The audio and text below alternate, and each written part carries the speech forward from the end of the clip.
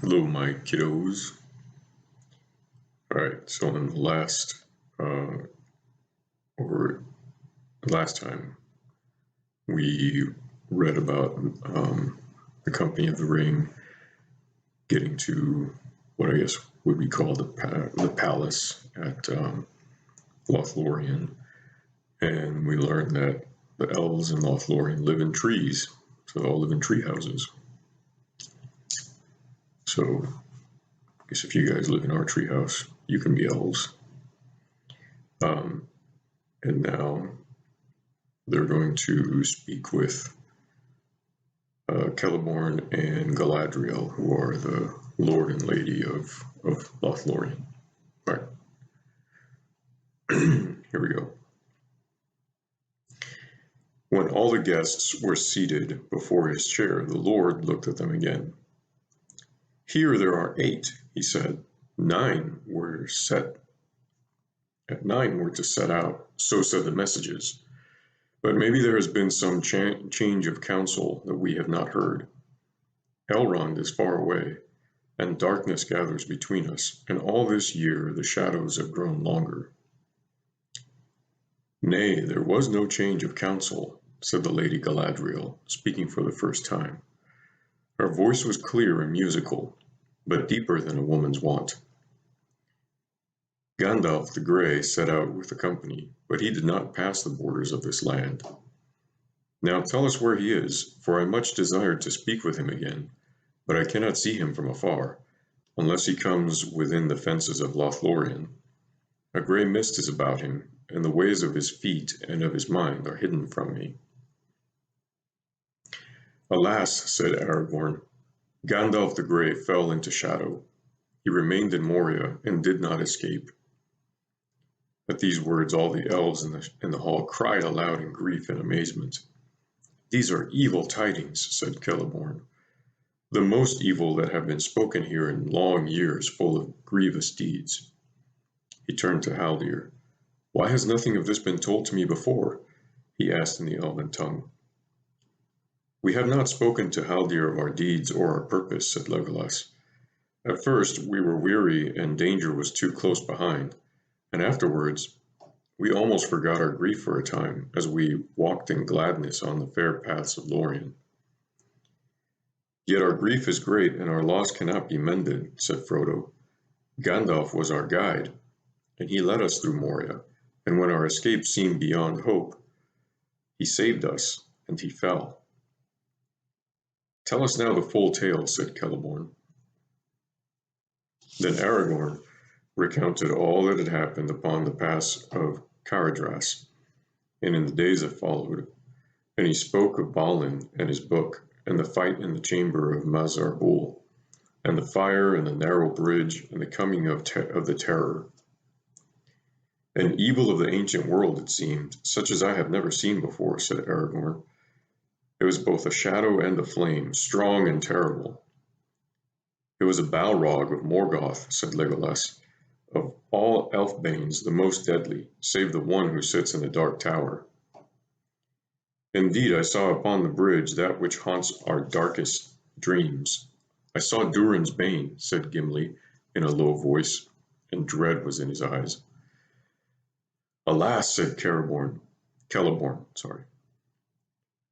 We long have feared that under Caradhras a terror slept, but had I known that the dwarves had stirred up this evil in Moria again, I would have forbidden you to pass the northern borders, you and all that went with you, and if it were possible, one would say that at the last Gandalf fell from wisdom into folly, going needlessly into the net of Moria. He would be rash indeed that said that thing, said Galadriel gravely.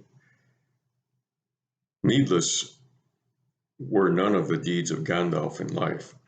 Those that followed him knew not his mind and cannot report his full purpose. But however it may be with the guide, the followers are blameless. Do not repent of your welcome to the dwarf.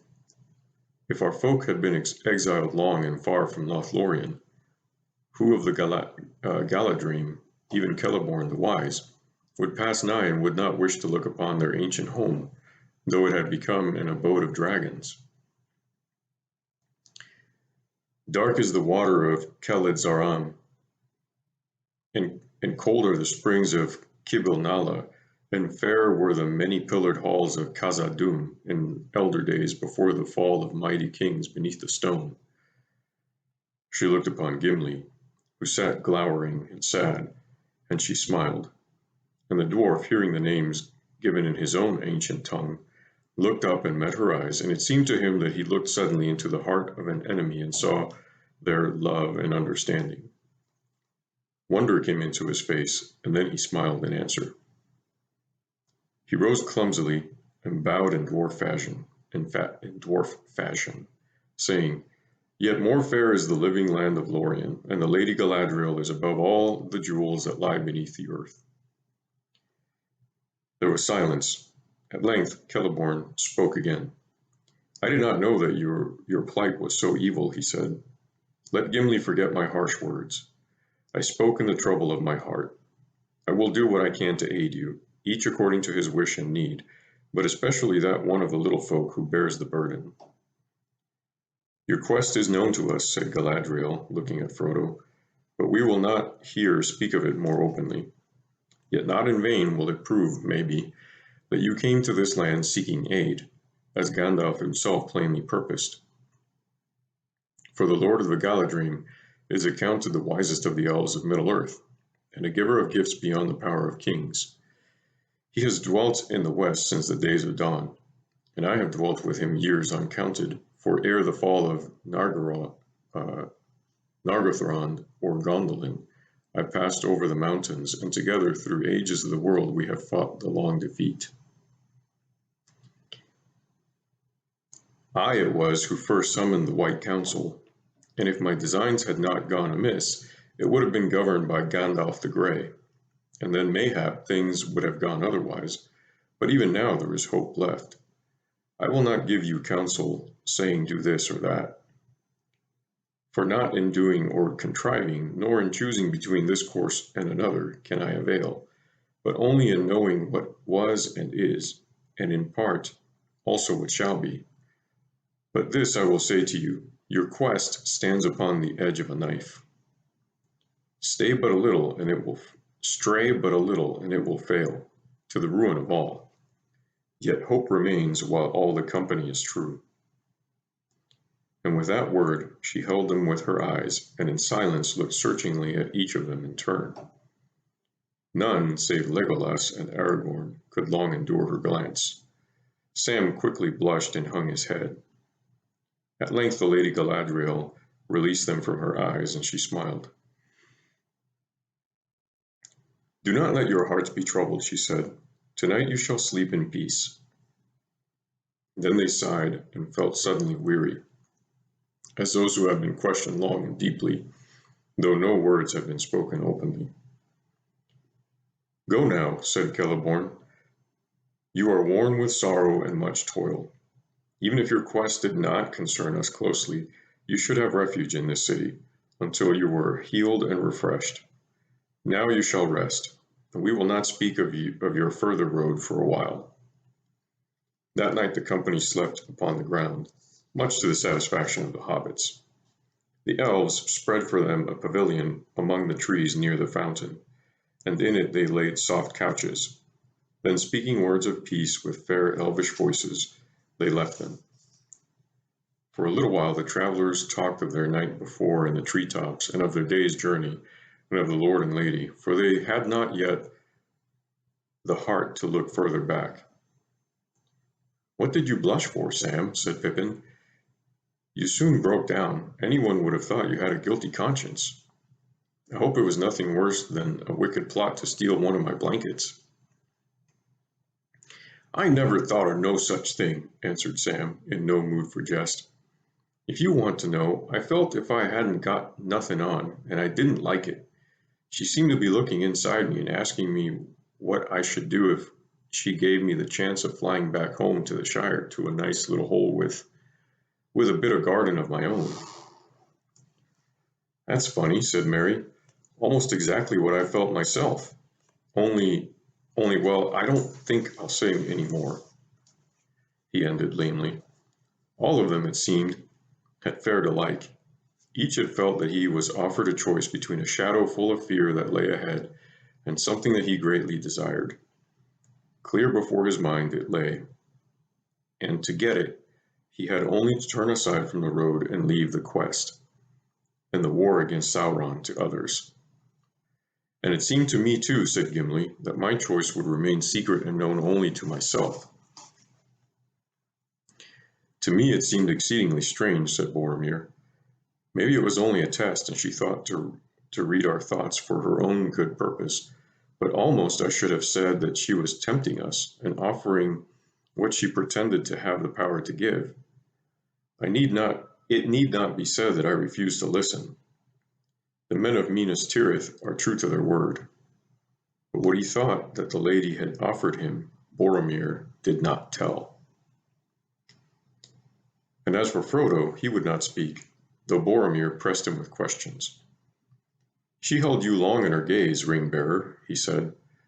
Yes, said Frodo, but whatever came into my mind then I will keep there. Well, have a care, said Boromir. I do not feel too sure of this elvish lady and her purposes. Speak no evil of the Lady Galadriel, said Aragorn sternly. You know not what you say. There is in her and in this land no evil, unless a man bring it hither himself. Then let him beware. But tonight I shall sleep without fear for the first time since I left Rivendell. And may I sleep deep, and forget for a while my grief. I am weary in body and heart. He cast himself down upon his couch and fell at once into a long sleep. The others soon did the same, and no sound or dream disturbed their slumber. When they woke, they found that the light of day was broad upon the lawn before the pavilion, and the fountain rose and fell glittering in the sun. They remained some days in Lothlorien, so far as they could tell or remember. All the while that they dwelt there, the sun shone clear, save for a gentle rain that fell at times, and passed away, leaving all things fresh and clean. The air was cool and soft, as if it were early spring. Yet they felt about them the deep and thoughtful quiet of winter. It seemed to them that they did little but eat and drink and rest, and walk among the trees, and it was enough. They had not seen the Lord and Lady again, and they had little speech with the elven folk, for few of these knew or would use the western tongue. Haldir had bidden them farewell and gone back again to the fences of the north, where great watch was now kept since the tidings of Moria that the company had brought. Legolas was away much among the Galadrim, and after the first night he did not sleep with the other companions, though he returned to eat and talk with them. Often he took Gimli with him when he went abroad in the land, and the others wondered at his change. Now, as the companions sat or walked together, they spoke of Gandalf, and all that each had known and seen of him came clear before their minds. As they were healed of hurt and weariness of body, the grief of their loss grew more keen. Often they heard nearby elvish voices singing, and knew that they were making songs of lamentation for his fall. For they caught his name among the sweet sad words that they could not understand. Mithrandir, Mithrandir, sang the elves, O pilgrim grey, for so they loved to call him. But if Legolas was in the company, he would not interpret the songs for them, saying that he had not the skill, and that for him the grief was still too near, a matter for tears and not yet for song. It was Frodo who first put something of his sorrow into halting words. He was seldom moved to make song or rhyme. Even in Rivendell he had listened and had not sung himself, though his memory was stored with many things that others had made before him. But now as he sat beside the fountain in Lorien and heard about him the voices of the elves, his thought took shape in a song that seemed fair to him, yet when he tried to repeat it to Sam, only snatches remained, faded as a handful of withered leaves. When evening in the Shire was grey, his footsteps on the hill were heard. Before the dawn he went away, on journey long without a word. From Wilderland to western shore, from northern waste to southern hill, Through dragon lair and hidden door and darkling woods he walked at will, with dwarf and hobbit, elves and men, with mortal and immortal folk, with bird on bough and beast in den, in their own secret tongues he spoke. Deadly sword, a healing hand, a back that bent beneath its load, a trumpet voice, a burning brand, a weary pilgrim on the road. A lord of wisdom throned he sat, swift in anger, quick to laugh, an old man in a battered hat, who leaned upon a thorny staff. He stood upon the bridge alone, and fire and shadow both defied. His staff was broken on the stone. In Khazad-dûm his wisdom died. "Why, you'll be beating Mr. Frodo next," said Sam. "No, oh, excuse me, I said that wrong. Why, you'll be beating Mr. Bilbo next," said Sam. "No, I am afraid not," said Frodo. "But that is the best I can do yet." "Well, Mr. Frodo, if you have another go, I hope you'll say a word about his fireworks," said Sam. "Something like this: 'The finest rockets ever seen, they burst in stars of blue and green, or after thunder golden showers came falling like the rain of flowers.' Though that doesn't do them justice by a long road."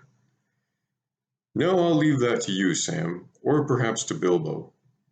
But, well, I can't talk of it any more. I can't bear to think of bringing the news to him."